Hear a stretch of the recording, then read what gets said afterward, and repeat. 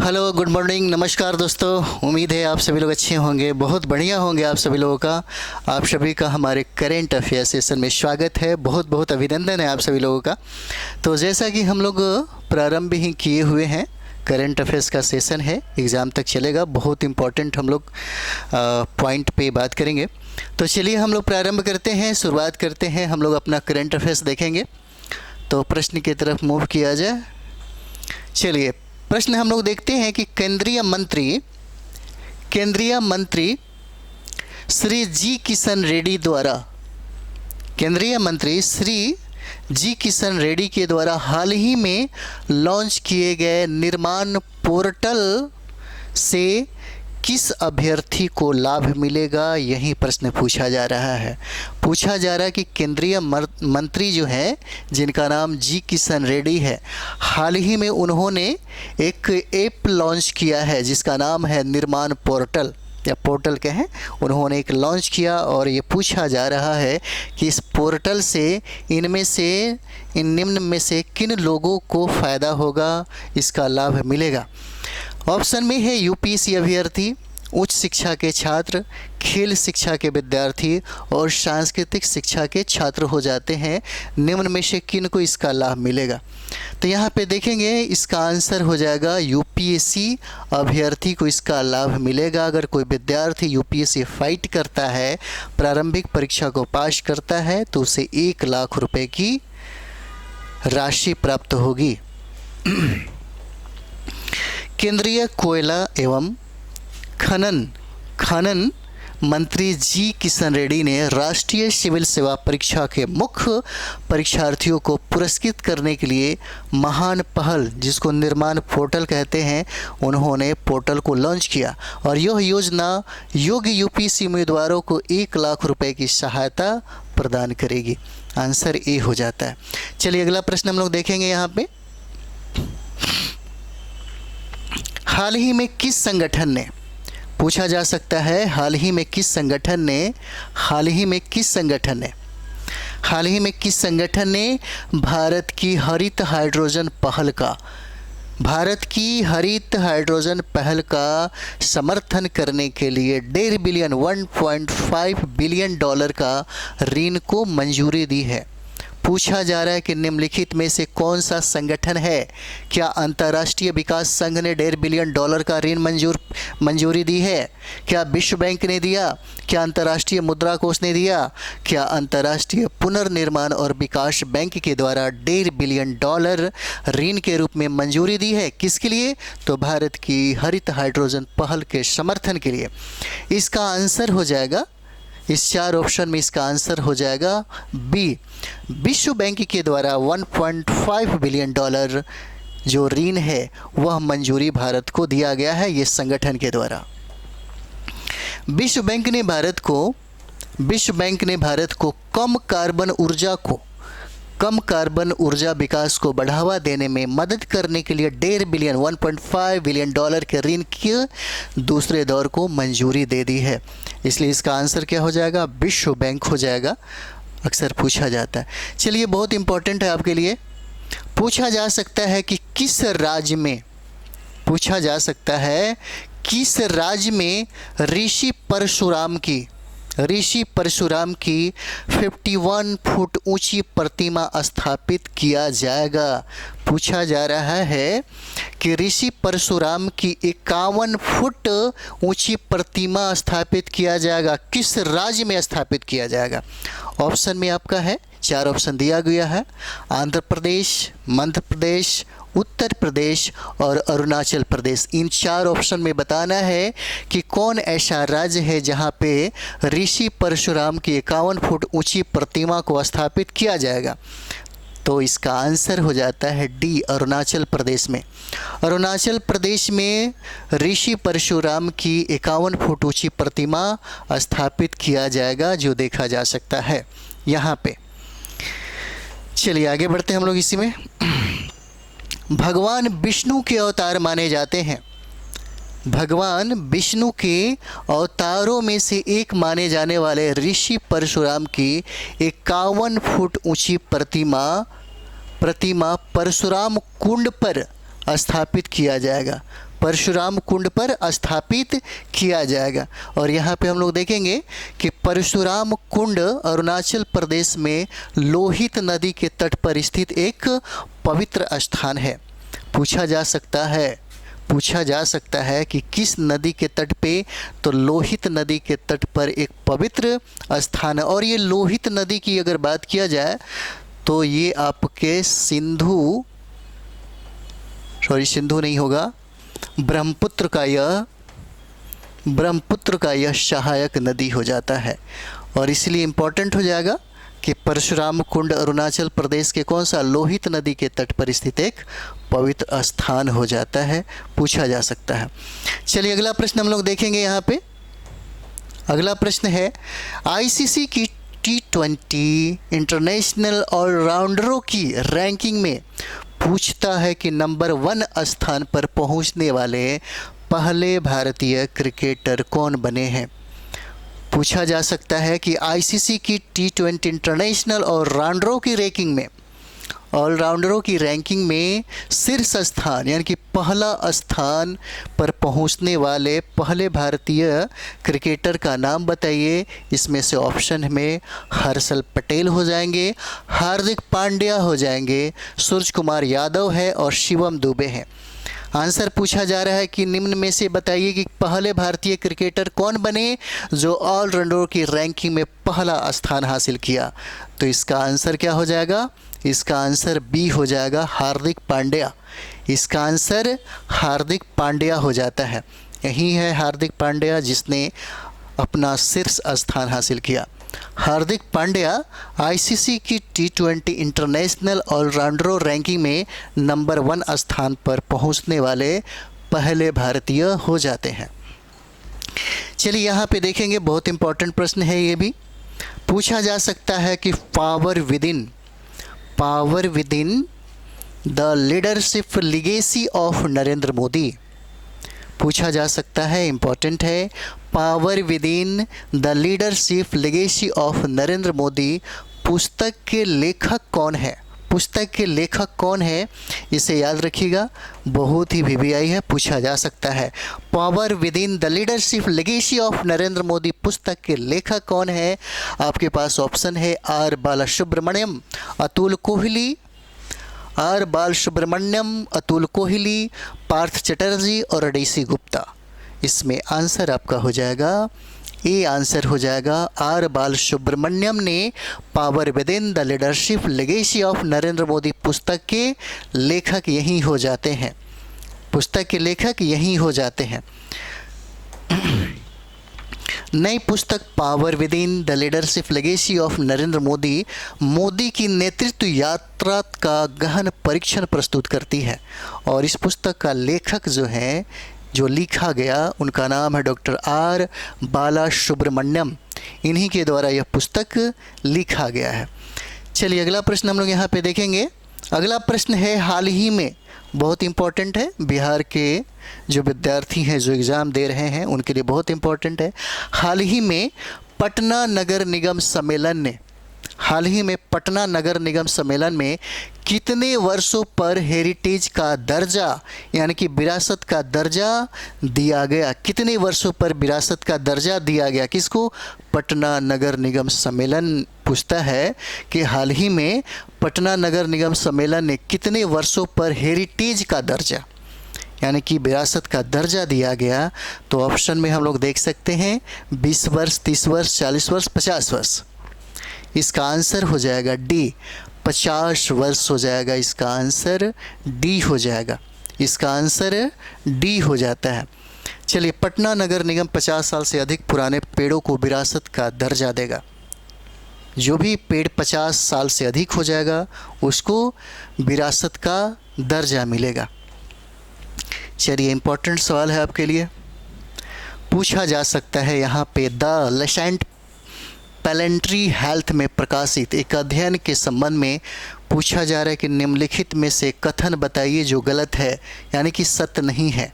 पहला, रिपोर्ट के अनुसार भारत में वायु प्रदूषण से प्रति वर्ष 33,000 लोगों की मृत्यु हो जाती है। 33,000 लोगों की मृत्यु हो जाती है वायु प्रदूषण से। कहाँ? भारत में, पहला। दूसरा कहता है कि इस अध्ययन में 10 भारतीय शहरों का अध्ययन किया गया। उसके बाद कहता है कि बेंगलुरु इस सूची में सबसे ऊपर है, जहां हर साल 12,000 मौतें होती है। उसके बाद डी ऑप्शन कहता है कि सभी शहरों में PM 2.5 का स्तर विश्व स्वास्थ्य संगठन की सीमा से क्या है? अधिक हो जाती है। इसमें कहता है कि बताइए कौन सा कथन सत्य नहीं है, यानी कि गलत है। तो गलत कथन हम लोग देखेंगे तो आंसर क्या हो जाएगा? सी हो जाएगा। गलत कथन क्या है? सी हो जाएगा। इसका आंसर क्या है? सी हो जाता है। तो देखते हैं हम लोग यहाँ पे बहुत सारे रिपोर्ट यहाँ पे देखने को मिला है।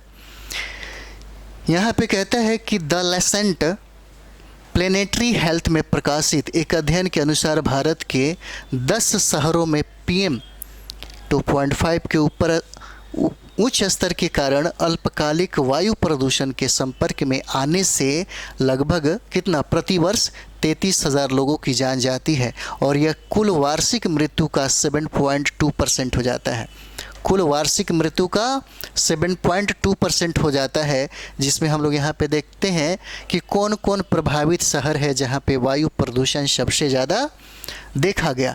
तो प्रभावित शहर में नई दिल्ली हो जाएगा, नई दिल्ली के बाद मुंबई है, मुंबई के बाद बेंगलुरु, बेंगलुरु के बाद चेन्नई, चेन्नई के बाद पुणे और पुणे के बाद अहमदाबाद, हैदराबाद, कोलकाता, शिमला और वाराणसी हो जाता है।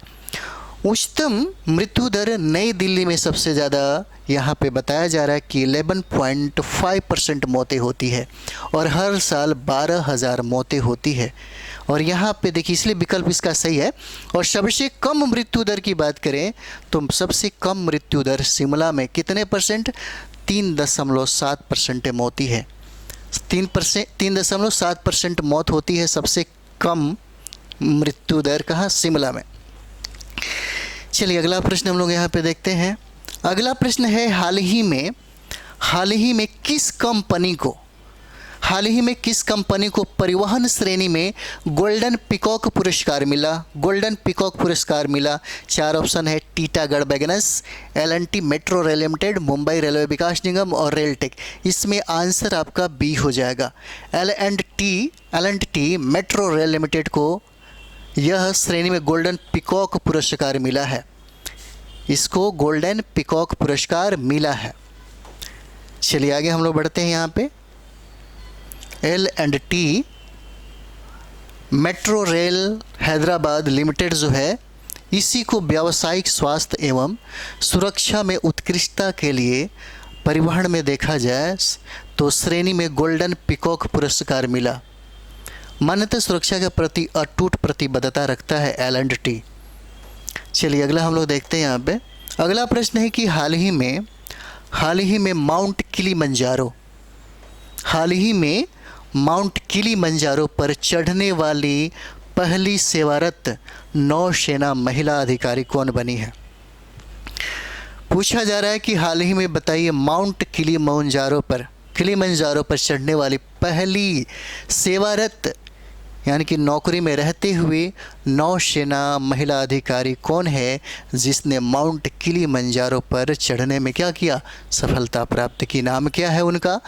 तो ऑप्शन में हम लोग 4 ऑप्शन देख सकते हैं। यहाँ पे दिव्या गौतम हो जाएंगी, पुनीता अरोड़ा है, माधुरी कनिकटर हैं और शीला एस मथाई हैं। आंसर में हम लोग देखेंगे तो यहाँ पे आंसर इसका ए हो जाएगा, दिव्या गौतम के द्वारा।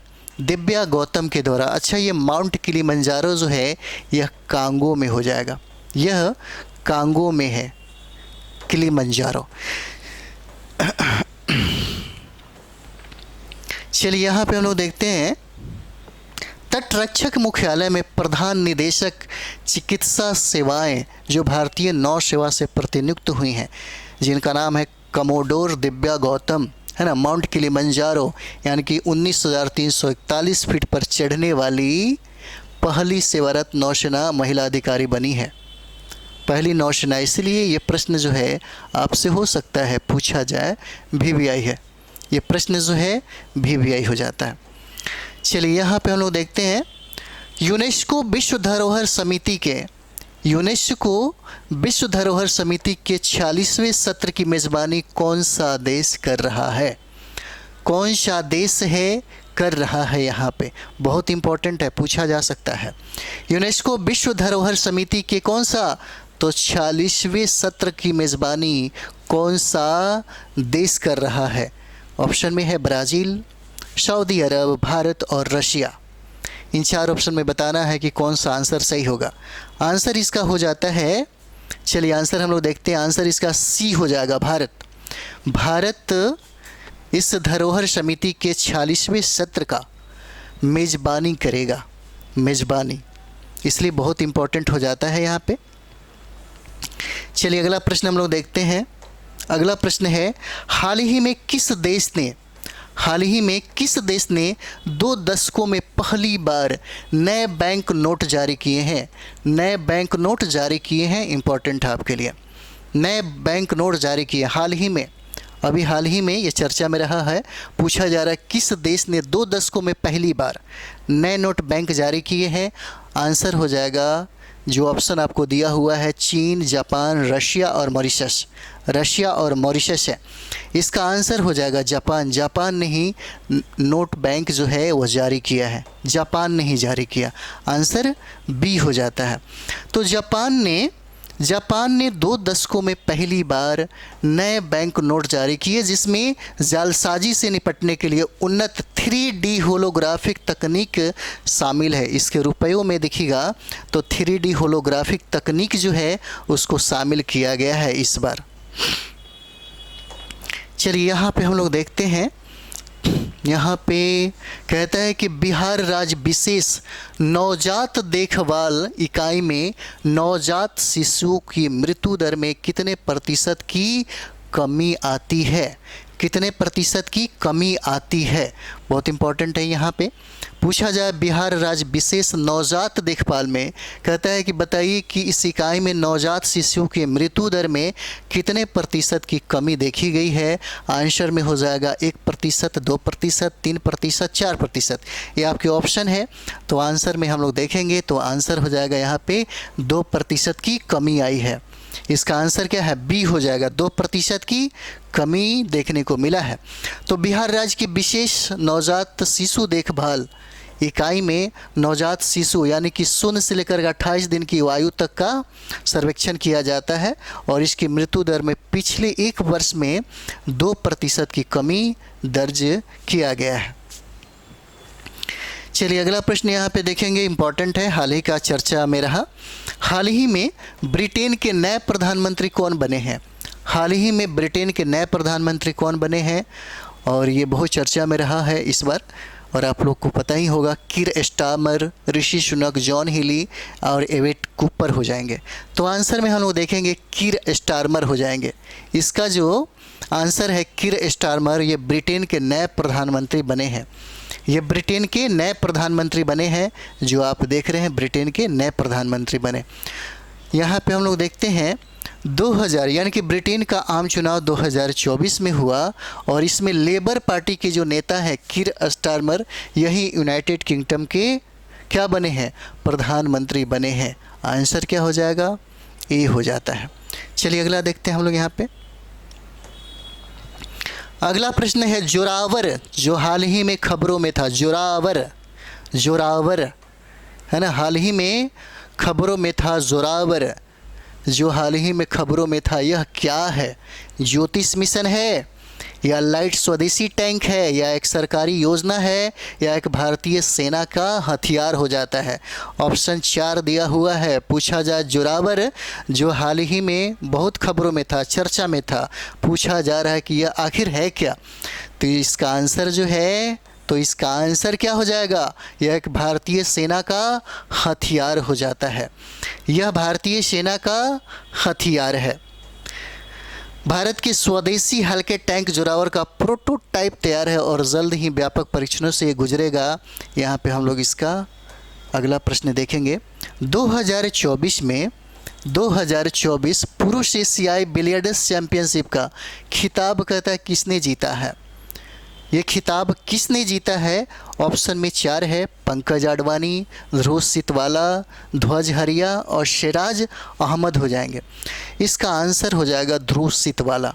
क्या है, बी आंसर हो जाएगा। ध्रुव सीतवाला ने पुरुष एशियाई बिलियर्ड्स चैंपियनशिप का खिताब जो है वह जीत लिया, यही है, इसी का नाम है जो बी ऑप्शन देख रहे हैं ध्रुव सीतवाला का। चलिए आगे देखते हैं हम लोग इसी में। हाल ही में ध्रुव सीतवाला और अनुपमा रामचंद्रन ने एशियाई चैंपियनशिप में पुरुषों की एशियाई बिलियर्डर्स और महिलाओं की स्नूकर खिताब जीते, महिलाओं की स्नूकर खिताब जीते। तो चलिए हम लोग यहीं पे इसको विराम करते हैं, अगले वीडियो में इसके बाद हम लोग प्रारंभ करेंगे। तो चलिए मिलते हैं हम लोग अगले वीडियो में। थैंक यू वेरी मच आप सभी लोगों को।